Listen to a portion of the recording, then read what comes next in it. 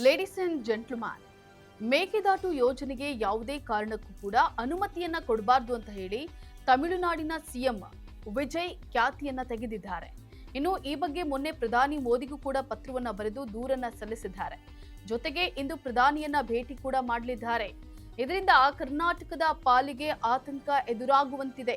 ಅಷ್ಟಕ್ಕೂ ವಿಜಯ್ ಮೋದಿಗೆ ದೂರು ನೀಡೋದ್ರಲ್ಲಿ ಯಾವೆಲ್ಲ ಅಂಶವನ್ನ ಉಲ್ಲೇಖ ಮಾಡಲಾಗಿದೆ?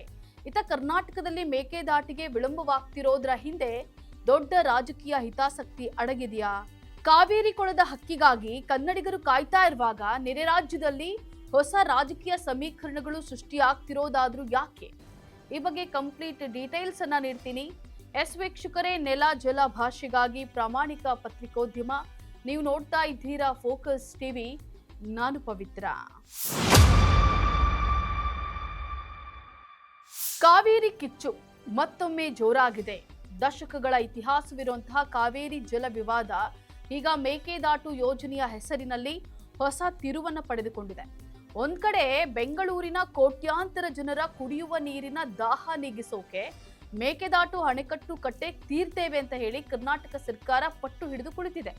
ಮತ್ತೊಂದ್ ಕಡೆ ಇದಕ್ಕೆ ಯಾವುದೇ ಕಾರಣಕ್ಕೂ ಕೂಡ ನಾವು ಬಿಡೋದಿಲ್ಲ ಅಂತ ಹೇಳಿ ತಮಿಳುನಾಡು ಸರ್ಕಾರ ಹಠಕ್ಕೆ ಬಿದ್ದಿದೆ.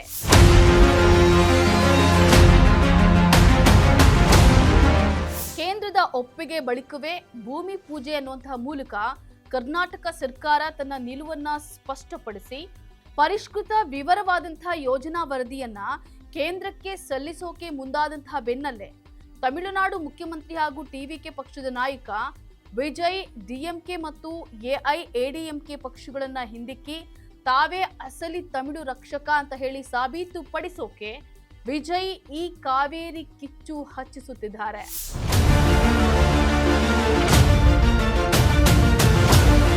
ಸುಪ್ರೀಂ ಕೋರ್ಟ್ನಲ್ಲಿ ತಮಿಳುನಾಡು ಸಲ್ಲಿಸಿದಂತಹ ಮರುಪರಿಶೀಲನಾ ಅರ್ಜಿ ವಜಾಗೊಂಡಿದ್ರು ಕೂಡ ವಿಜಯ್ ಅವರು ತಕ್ಷಣವೇ ಕಾವೇರಿ ಜಲ ತಜ್ಞರು ಮತ್ತು ಕಾನೂನು ತಜ್ಞರೊಂದಿಗೆ ಉನ್ನತ ಮಟ್ಟದ ಸಭೆಯನ್ನ ನಡೆಸಿ ಕರ್ನಾಟಕದ ಭೂಮಿ ಪೂಜೆ ಯತ್ನಕ್ಕೆ ಕೌಂಟರ್ ನೀಡೋಕೆ, ಕಾನೂನು ಕ್ರಮಗಳನ್ನ ಚುರುಕುಗೊಳಿಸೋಕೆ ಅಧಿಕಾರಿಗಳಿಗೆ ಆದೇಶಿಸಿದ್ದಾರೆ.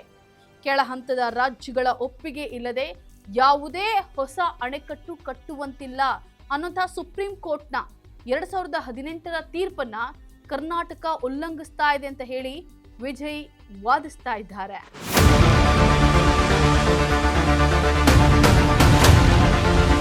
ಕರ್ನಾಟಕದ ಮೇಕೆದಾಟು ಯೋಜನೆಗೆ ಯಾವುದೇ ಕಾರಣಕ್ಕೂ ಕೂಡ ಅನುಮತಿಯನ್ನ ನೀಡಬಾರದು ಅಂತ ಹೇಳಿ ವಿಜಯ್ ಅವರು ಪ್ರಧಾನಿ ಮೋದಿ ಅವರಿಗೆ ಪತ್ರವನ್ನ ಬರೆದಿದ್ದಾರೆ.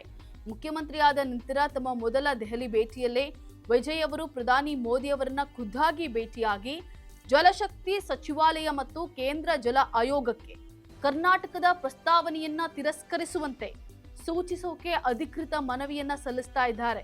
ತಮಿಳುನಾಡಿನಲ್ಲಿ ಡಿಎಂಕೆ ಮತ್ತು ಕಾಂಗ್ರೆಸ್ ಮೈತ್ರಿಕೂಟ ಬಲಿಷ್ಠವಾಗಿದ್ದು, ಈಗ ಹೊಸ ಸಿಎಂ ವಿಜಯ್ ಅವರು ನೇರವಾಗಿ ಕರ್ನಾಟಕದ ಕಾಂಗ್ರೆಸ್ ಸರ್ಕಾರದ ಮೇಕೆದಾಟು ನಡೆಯನ್ನ ವಿರೋಧಿಸಿ ದೆಹಲಿಗೆ ಧಾವಿಸಿರೋದ್ರಿಂದ ಅದು ಡಿಎಂಕೆ ಕಾಂಗ್ರೆಸ್ ಮೈತ್ರಿಕೂಟದ ನಡುವೆ ಬಿರುಕು ಮೂಡಿಸಲು ಬಿಜೆಪಿಗೆ ಒಳ್ಳೆಯ ಅಸ್ತ್ರ ಸಿಕ್ಕಂತಾಗಿದೆ.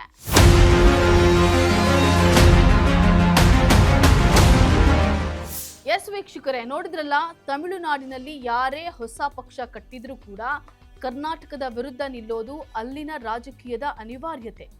ಆದರೆ ಕೇಂದ್ರದ ಬಿಜೆಪಿ ಸರ್ಕಾರ ತನ್ನ ರಾಜಕೀಯ ಲಾಭಕ್ಕಾಗಿ ಕರ್ನಾಟಕದ ಮೇಕೆದಾಟು ಯೋಜನೆಗೆ ಮತ್ತೆ ಮತ್ತೆ ವಿಳಂಬ ಮಾಡ್ತಿರೋದು ರಾಜ್ಯದ ಜನತೆಗೆ ಮಾಡ್ತಾ ಇರುವಂತಹ ದ್ರೋಹ ಅನ್ನುವಂತಹ ಆಕ್ರೋಶ ವ್ಯಕ್ತವಾಗ್ತಾ ಇದೆ. ವಿಜಯ್ ನಡೆ ಮತ್ತು ಕೇಂದ್ರದ ನಿಲುವಿಗೆ ರಾಜ್ಯ ಸರ್ಕಾರ ಹೇಗೆ ಕೌಂಟರ್ ಕೊಡುತ್ತೆ ಅಂತ ಹೇಳಿ ಕಾದು ನೋಡಬೇಕಾಗಿದೆ. ಇದಾಗಿತ್ತು ಈ ಕ್ಷಣದ ಪೊಲಿಟಿಕಲ್ ಅಪ್ಡೇಟ್. ನೆಲ ಜಲ ಭಾಷೆಗಾಗಿ ನೋಡ್ತಾ ಇರಿ ಫೋಕಸ್ ಟಿವಿ.